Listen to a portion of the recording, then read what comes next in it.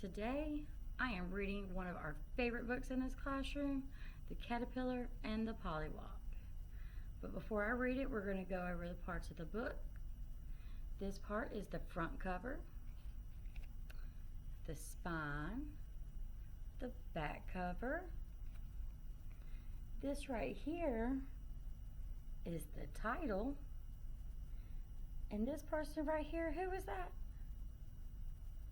That's right, it's the author. And we all know what the author does. The author writes the book. He's the one who puts the words in there so we can read these wonderful books. And I wonder if any of my friends remember what these are between words.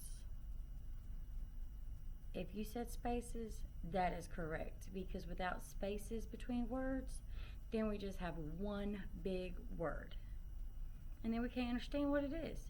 So with the spaces, we understand that they're separate words.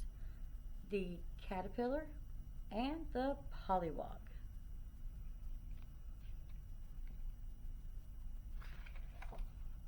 The Caterpillar and the Polliwog by Jack Kent.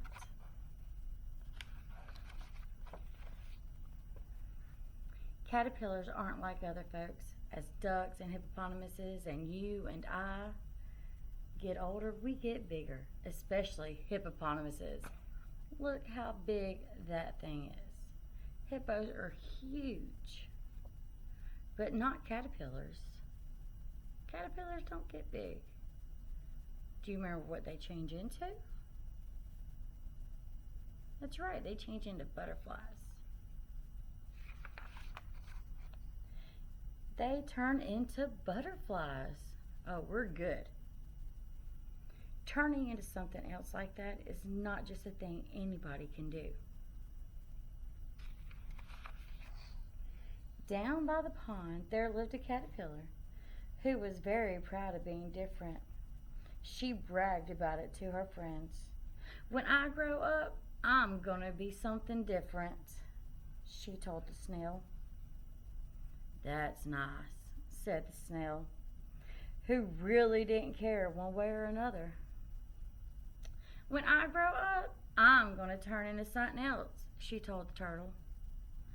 I don't blame you, said the turtle, who didn't much like wiggly things.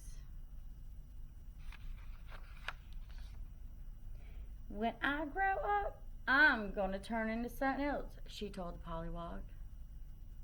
What fun, said the polliwog. What are you going to turn into? But the caterpillar hurried on to her way, looking for someone else to tell her secret to. She ignored the polliwog, and he was really excited for her. I wish I could turn into something else when I grow up, said the polliwog. You will, said the fish. All pollywogs do. What am I going to turn into? The polliwog asked. But the fish saw a tasty bug and dashed after it. We're learning about insects, and look, that fish is about to catch him. It looks like a little fly.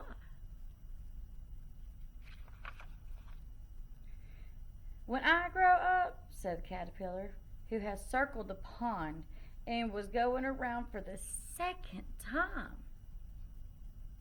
When I grow up, she said, I'm going to turn into something else. So am I, said the polliwog. You? The caterpillar was so surprised. She almost fell into the pond. We don't want her to fall into the pond. The fish said so, the polliwog told her. Fish knows things. They go to school. So that polliwog's believing that fish because he knows that fish goes to school. Because when you go to school, what do? That's right. We learn. The caterpillar was upset. I thought only caterpillars could do it, she said rather sadly. What are we going to turn into? The polliwog asked. Now, do you think the polliwog and the caterpillar are going to turn into the same thing? No, you're right, they're not. They're two different types of things. You got an insect and you have an amphibian. Well, I'm going to turn into a butterfly, said the caterpillar. Then I guess I will too, said the pollywog. What fun! Let's do this together. Do you think she wants to do this with somebody else after bragging she's going to turn into something else? No.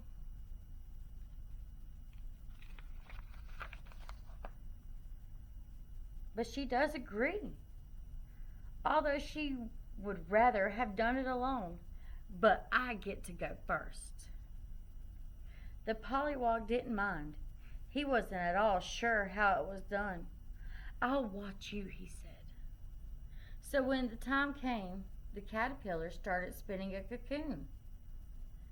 This is the tricky part, she said.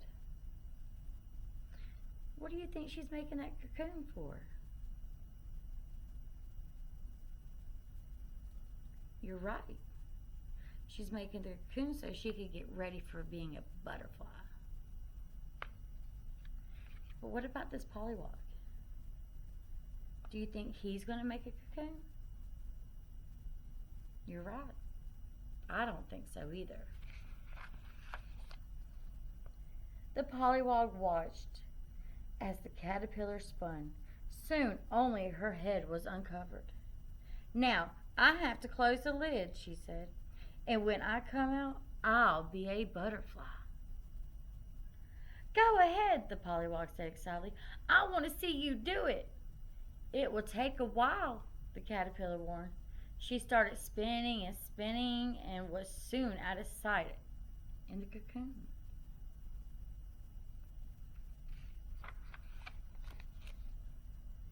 For a long time, nothing happened, but the pollywog was very patient. He watched and watched and watched. What's happening? What is the pollywog growing? Yes, he's growing legs. For days and days. Now, not only does he have legs, but he's got arms. And days. His tail is slowly getting smaller.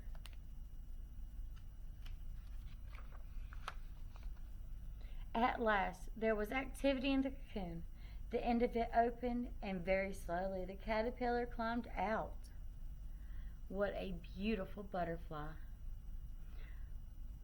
Only she wasn't a caterpillar anymore.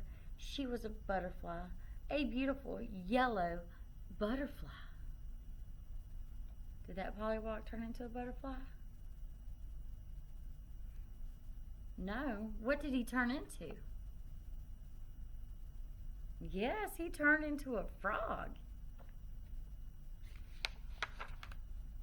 The pollywog was so excited he hopped up and down with delight. He hopped up and down like a frog.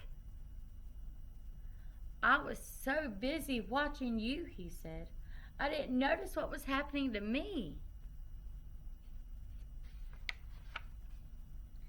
You're a very handsome frog, the butterfly said, as she flew off to try her new wings. But the frog was puzzled. I thought I was going to be a butterfly, he said. He looks rather upset.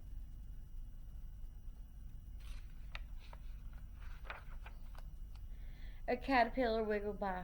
When I grow up, he said proudly to the frog, I'm going to turn into something else. But the frog wasn't listening. He was admiring his reflection in the water. I am, you know, a very handsome frog, he said.